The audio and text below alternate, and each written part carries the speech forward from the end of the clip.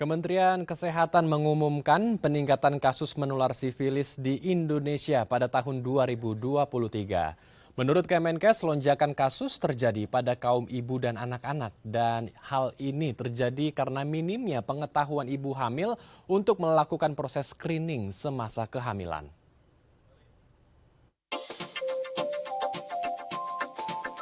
Kementerian Kesehatan mengungkap kasus sifilis saat ini tengah melonjak.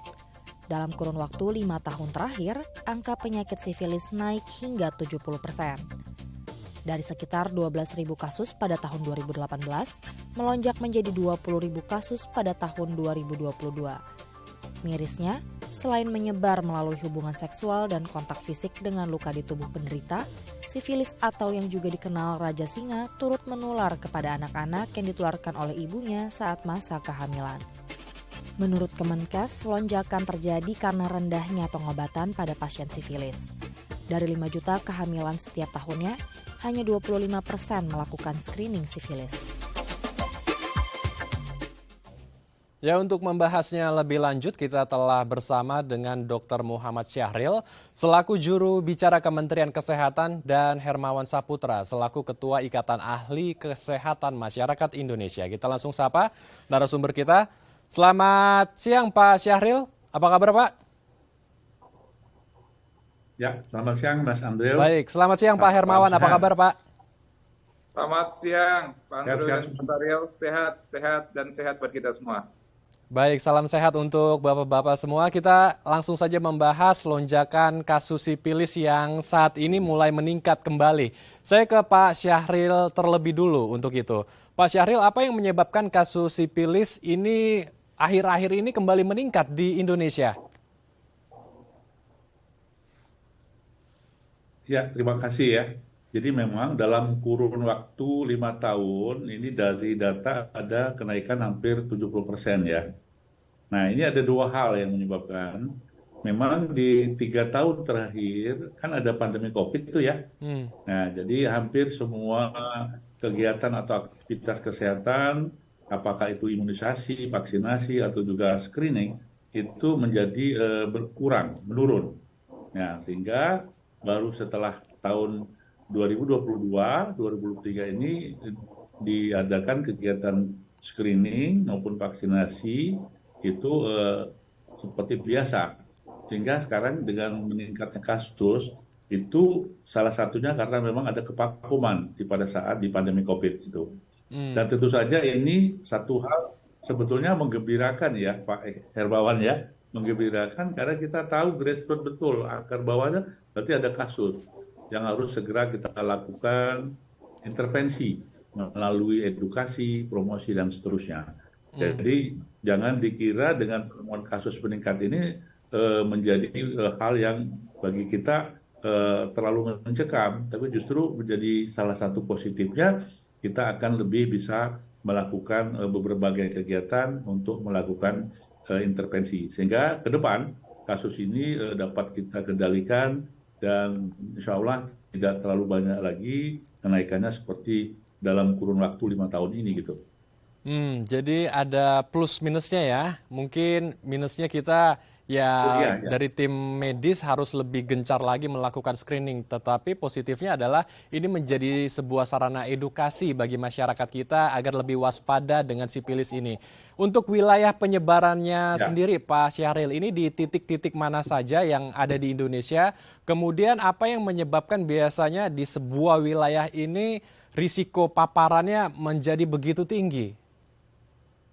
Ya, sebetulnya memang tidak seluruh daerah, tidak seluruh provinsi itu rata ya. Tidak seluruh provinsi itu rata terjadi peningkatan kasus ini ya. Nah, kalau dari data yang ada, itu ada 5 provinsi ya yang terbanyak kasusnya, yaitu Papua, ya. Yang kedua adalah Jawa Barat, yang ketiga DKI Jakarta, yang kemudian Papua Barat dan Bali serta Banten. Nah, kalau yang lain provinsi itu ada, hanya saja tidak sebanyak ke-5 provinsi itu, gitulah. Jadi tentu saja ini menjadi perhatian kita bersama.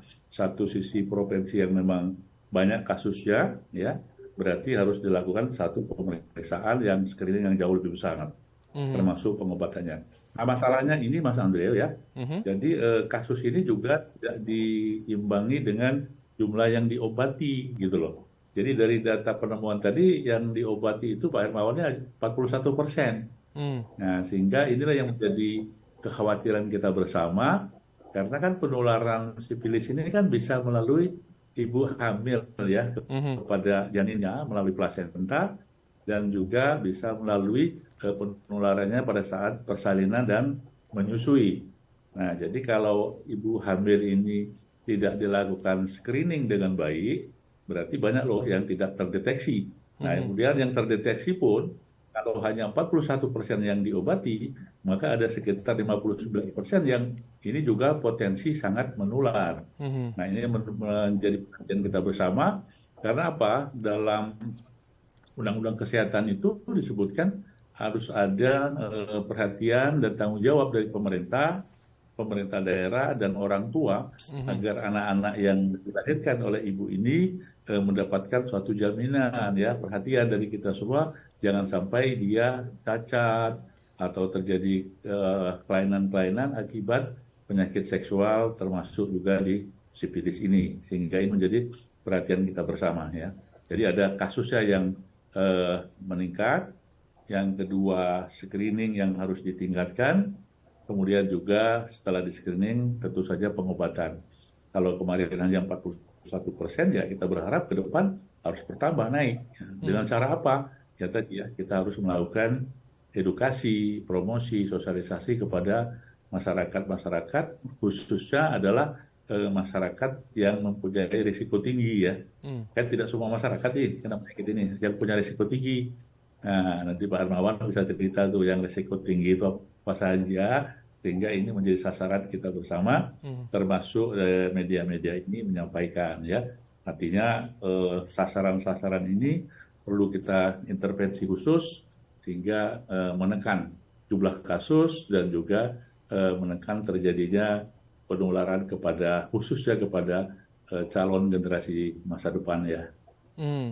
Baik, jadi screening dan penanganan atau pengobatan bagi para pasien yang ada di wilayah kita, terutama dari ibu ke anak nih ya, yang menjadi concern kita juga karena ini cukup berisiko untuk anak-anak kita. Ini nanti saya akan ke Pak Hermawan juga. Sebetulnya apa yang menyebabkan penularan dari ibu ke anak ini bisa terjadi? Gejala awalnya apa? Apakah hubungan seks yang berisiko yang pernah dilakukan dari sang ibu, atau ada gejala lain yang bisa berisiko memunculkan penyakit ini sehingga bisa menularkan ke anaknya? Dan apa saja sebetulnya dampak buruk ketika anak tersebut telah lahir namun ibunya tersebut terjangkit oleh penyakit sifilis ini? Tapi ditahan dulu Pak Hermawan karena kita akan break sejenak, ya. Baik pemirsa, kami akan kembali usai jeda, tetap di Halo Indonesia.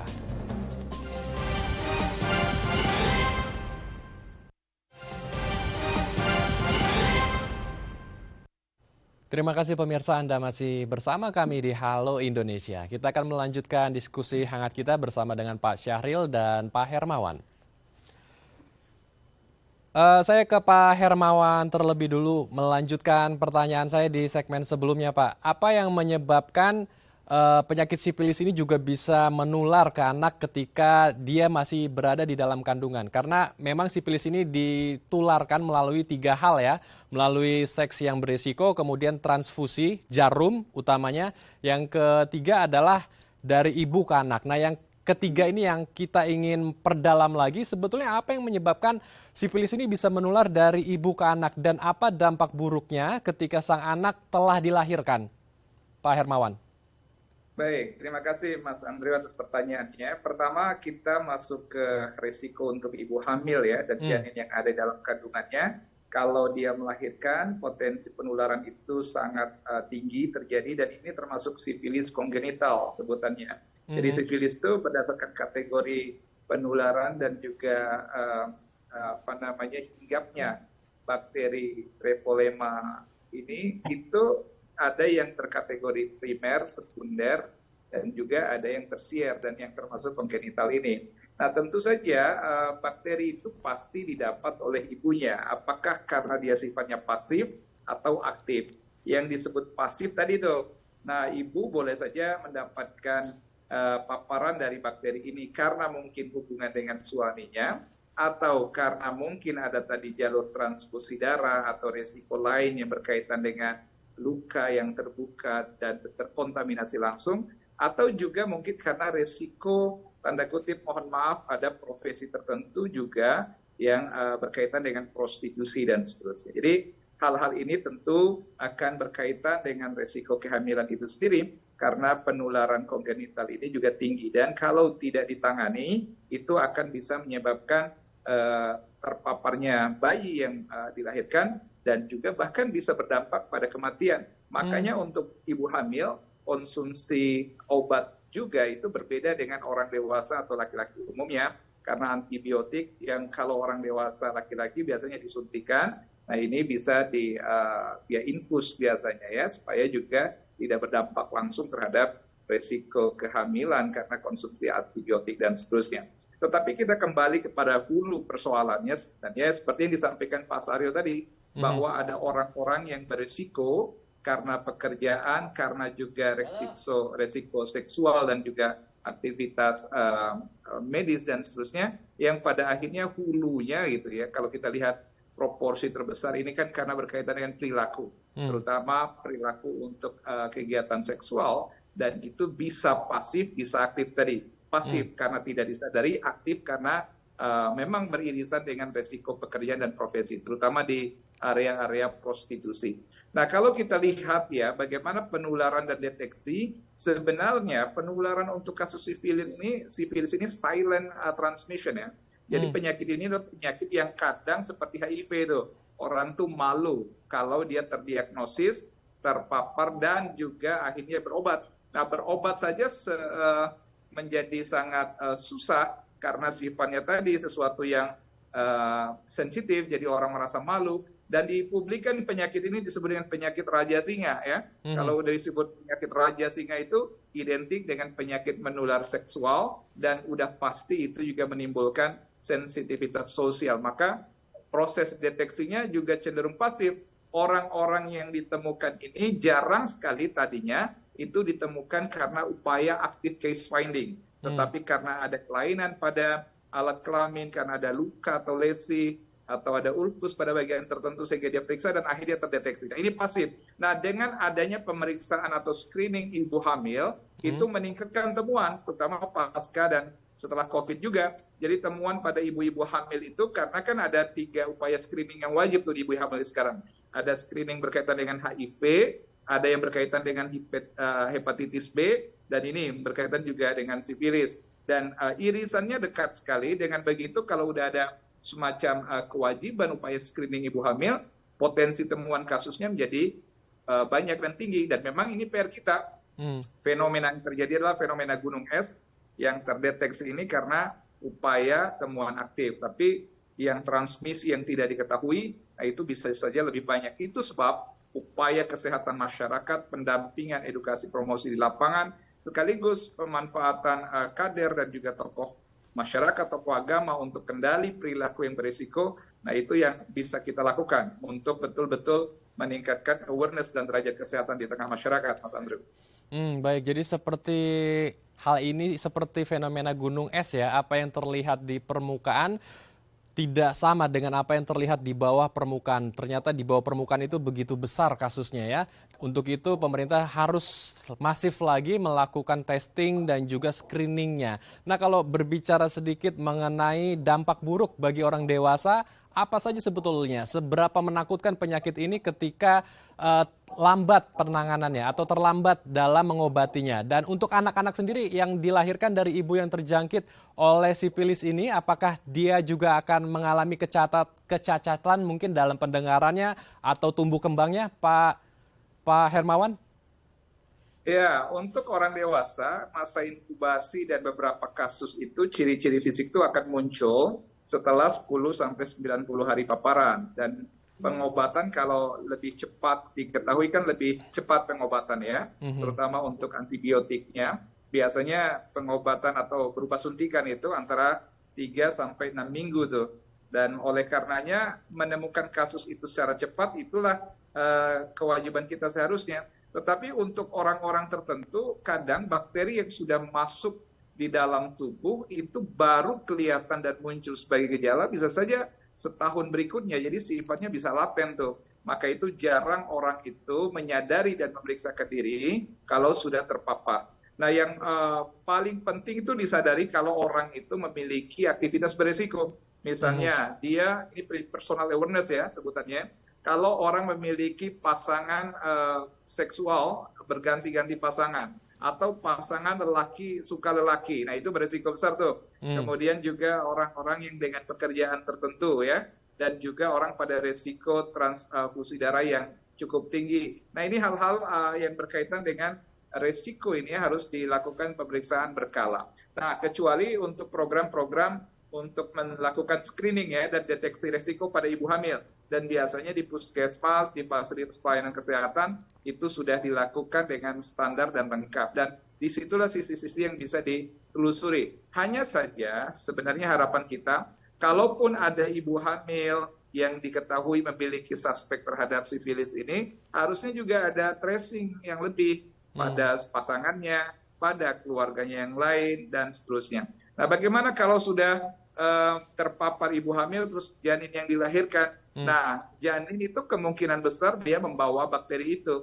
Nah, pada skala pertumbuhannya, kalau tidak diantisipasi sejak kehamilan ibu, maka bayi itu akan memiliki bakteri bawaan dan potensi adanya gangguan tadi, kecacatan hingga gejala yang menyebabkan juga kerusakan organ ya, seperti otak, jantung, dan juga organ lain, karena pada akhirnya ada juga sifilis sekunder yang menyerang pada fungsi organ tertentu. Dan pada bayi baru lahir, kalau dia mendapatkan bakteri bawaan seperti ini dari ibunya, maka akan mungkin terjadi kecacatan itu karena adanya gangguan organ. Dan bisa juga dalam keadaan tertentu bisa fatal ya, kalau memang tidak diantisipasi dan disadari oleh ibunya saat masa kehamilan dan sebelumnya. Mas Andre.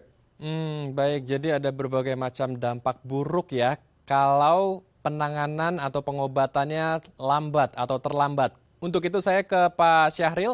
Pak Syahril, bagaimana dengan stok obat kita, stok obat untuk warga kita yang terjangkit sifilis? Dan bagaimana pula dengan aksesnya? Apakah warga kita yang terjangkit sifilis ini mudah untuk mendapatkannya, Pak Syahril?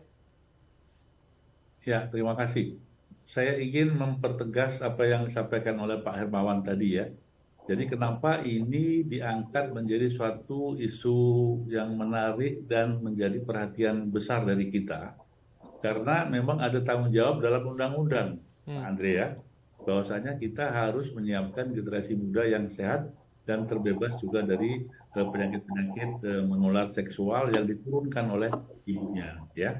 Jadi kembali tadi, kenapa kok ibu hamil bisa menurunkan? Karena memang penyakit ini itu disebut dengan penyakit yang sistemik ya. Jadi dia beredar melalui darah gitu ya, dan juga air susu ibu tadi. Jadi kenapa pentingnya? Dan kasus terbanyak dari data yang ada memang itu terbanyak ibu hamil yang kita temukan di sini ya. Karena walaupun ibu hamil tadi ditemukan hanya 41%. Nah tadi sudah disampaikan oleh Pak Hermawan bahayanya ya. Jadi nanti tentu saja yang 41% yang diobati ini seolah akan selamat, tapi yang lebihnya itu tidak dan akan menimbulkan kecacatan. Berarti bayangkan generasi muda kita akan terjadi kecacatan. Nah sekarang bagaimana upaya kita pemerintah ya? Jadi kita mempunyai program yang disebut dengan trias eliminasi ya. Jadi 3 eliminasi, 1 HIV, yang kedua sifilis, dan ketiga hepatitis B. Karena 3 ini beririsan seperti yang disampaikan oleh Pak Hermawan tadi ya. Jadi, nah di puskesmas saat ini sudah ada program trias ini, ada satu rapid test namanya ya, Mas Andre, yang bisa digunakan untuk mendeteksi HIV dan sifilis ya. Jadi itu ada alat yang bisa dengan dua-duanya. Dan kemudian nanti ada satu alat lagi yang disebut dengan untuk rapid test hepatitis B. Jadi ini jadi satu paket karena apa? Ketiga hal ini adalah yang harus kita betul-betul intervensi karena memang diturunkan atau menularkan kepada bayinya. Nah, ini kita siapkan seluruh fasilitas pelayanan kesehatan pemerintah, puskesmas terutama, sudah kita siapkan yang disebut dengan reagennya rapid test tadi. Jadi tersedia, Mas ya. Yang kedua, begitupun obat-obatannya. Apakah itu obat yang disuntikan, ya, kalau dia alergi bisa dengan obat yang diminum, itu kita sudah siapkan. Yang menjadi permasalahan terbesar saat ini, mungkin dalam kesempatan ini ya, itu disampaikan bagaimana sama-sama mempromosikan informasi ini, mengedukasi, dan juga melalui sosialisasi ini kita dapat melakukan pencegahan lebih jauh. Jadi tadi kan sudah disebutkan oleh kita Pak Hermawan juga ya, orang-orang yang punya risiko. Jadi kita sudah harus dihilangkan tadi stigma dan rasa malu tadi. Kalau dia mempunyai suatu perilaku yang begitu, maka harus dilakukan pemeriksaan. Begitupun bagi kita yang terutama pemegang program, termasuk media massa, itu juga harus menyampaikan kepada kelompok-kelompok risiko tinggi tadi ya. Itu, ayo dong diperiksa yang mempunyai suatu perilaku dan kebiasaan yang katakanlah menyimpang tadi, dan juga ibu hamil, itu dilakukan pemeriksaan agar apa? Deteksinya lebih gampang. Ya, kalau sudah terdeteksi, maka kita akan obati. Dan penyakit ini bisa sembuh di atas 95%, bahkan 100% sembuh kalau memang diobati dengan baik. Jadi pada masyarakat, satu, kita menyiapkan alat untuk tesnya, gratis ya, nggak usah bayar. Yang kedua juga memberikan pengobatan juga gratis di puskesmas. Nah tentu saja Pak Hermawan dan kawan-kawan IAKMI bantu-bantu untuk edukasi, kemudian sosialisasi agar kita bersama-sama melindungi masyarakat ini dapat kita intervensi, dan tentu saja kita harapkan angka kesakitan maupun angka kematiannya tidak terlalu tinggi lagi ya. Itu Mas. Baik, terakhir saya ke Pak Hermawan kembali. Terakhir Pak Hermawan, apa pesan Pak Hermawan bagi masyarakat luas dan pemirsa di rumah agar kita bisa bersama-sama, kita bisa bersatu padu untuk menekan angka kasus sifilis ini di tanah air kita, Pak Hermawan? Baik, pertama untuk masyarakat umum dan kita semua ya, perhatikan aktivitas kita, hindari perilaku seksual yang menyimpang, ini nomor satu. Setiap pada pasangan itu lebih baik, dan juga kalaupun beraktivitas yang berisiko, biasa gunakan alat pelindung ya. Kalau pelindung seksual kita lebih mengenal dengan kondom. Nah itu tentu ini semua menjadi perilaku buat individu dan orang yang berisiko. Yang kedua, orang yang sudah terlanjur memiliki gejala sifilis, segera untuk memeriksakan dan melakukan pengobatan. Karena tadi disebutkan oleh Pak Sahril, obatnya tersedia, kalau disiplin dan dilakukan secara tepat, maka dia bisa disembuhkan. Jadi jangan malu, jangan sungkan, karena di berbagai fasilitas kesehatan ada antibiotik, penisilin terutama yang digunakan itu cukup ready ya stoknya. Yang berikutnya berkaitan dengan kasus. Kasus sekarang ada 20.000 lebih kasus ya. Dengan adanya kasus kumulatif ini, maka resiko transmisi itu tinggi. Maka sebaiknya untuk orang per orang yang sudah mengetahui lingkungannya ada keterpaparan ini, nah upayakan penguatan di sentra-sentra komunitas dengan penyuluhan, himbauan oleh tokoh masyarakat, tokoh agama, bahwa ketahanan keluarga itu salah satunya adalah menjaga perilaku beresiko, sehingga juga ada upaya perilaku hidup bersih dan sehat, dan menghindari perilaku yang menyimpang agar terhindar juga dari resiko paparan sifilis.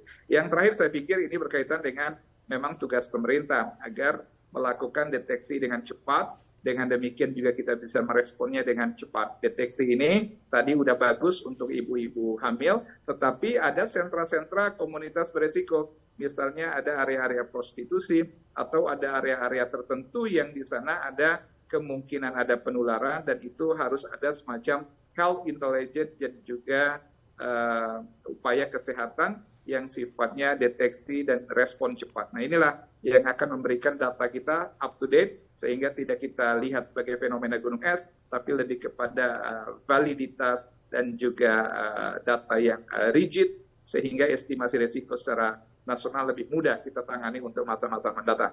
Mas Andre. Baik, jadi testing, tracing, screening atau rapid test harus masif dilakukan. Kemudian masyarakat juga tidak perlu malu untuk memeriksakan ketika ada gejala. Dan PHBS ya, perilaku hidup bersih dan sehat ini harus juga menjadi sebuah kedisiplinan kita. Dan bagi masyarakat yang melakukan aktivitas yang berisiko, ini juga perlu diperhatikan melakukan berbagai macam tes juga dan melakukan pelindung juga atau kondom ketika melakukan hubungan seksualnya ya, agar kita bisa bersama-sama, kita bisa bersatu padu untuk menekan angka kasus sipilis di tanah air. Terima kasih Bapak-Bapak telah bergabung bersama kami di Halo Indonesia. Salam sehat, Assalamualaikum. Terima kasih. Waalaikumsalam warahmatullahi wabarakatuh. Selamat malam, sampai ketemu lagi. Pemirsa, Kampung Sarugo atau Saribu Gonjong di Sumatera Barat pernah menjadi salah satu dari 50 desa wisata terbaik di tanah air. Lalu seperti apa keindahan desa wisata ini? Informasinya usai jeda, tetap di Halo Indonesia.